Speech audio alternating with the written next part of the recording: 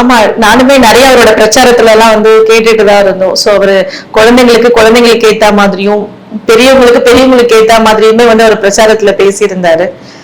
சரி, இதுல மக்கள் எல்லாருமே ஒரு சிந்திக்க வேண்டிய ஒரே விஷயம் என்னன்னா, இது ஒரு தேர்தல்ல வெற்றி தோல்வி எல்லாமே வந்து சமம் தான். அதை வந்து நம்ம ஈக்குவலா தான் எடுத்துக்கணும். இல்ல வெற்றி பெற்றவர்கள் மட்டும் வெற்றி பெறல அப்படின்றதுக்காக நம்ம வந்து வருத்திக்கிறதும் தவறான விஷயம். சோ ஒரு தேர்தல், ஒரு தலைவன் வந்து நம்ம தேர்ந்தெடுக்கணும் அப்படின்னா அது எல்லாருடைய கருத்துக்களும் அது அடங்கி இருக்கு. சரி, தனிப்பட்ட ஒரு உரிமை கிடையாது.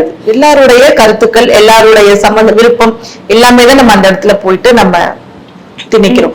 சோ அப்படி இருக்கும் போது எல்லாருடைய விருப்பங்கள், எல்லாருடைய வெறுப்பு வந்து ஒரே மாதிரி கிடையாது.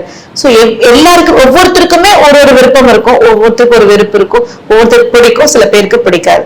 சோ அந்த ஆஸ்பெக்ட்ல பார்க்கும்போது நம்ம யாரை தேர்ந்தெடுக்கிறோம் அப்படின்றது வந்து அவங்களோட அந்த எல்லாமே கலந்துருக்கும் போது ஒரே விருப்பமா தான் ஒருத்தரை தேர்ந்தெடுப்போம். சோ நம்ம ஒரு ஃபேமிலிலே பாத்தீங்கன்னா ஒருத்தருக்கு வந்து ஆப்பிள் பிடிக்கும், ஒருத்தருக்கு மேங்கோ பிடிக்கும், ஒருத்தருக்கு பனானா பிடிக்கும். சோ அந்த மாதிரிதான். சோ ஒவ்வொருத்துக்கும் ஒரு விருப்புகள் இருக்கும் போது அந்த இடத்துல யாருக்கு ரொம்ப ஜாஸ்தி மெஜாரிட்டி இருக்கோ நம்ம அவரை வின் பண்ண வைக்கிறோம், அவரை நம்ம தலைவரா தேர்ந்தெடுக்கிறோம். சோ அது அவங்களுடைய தனிப்பட்ட உரிமை இது.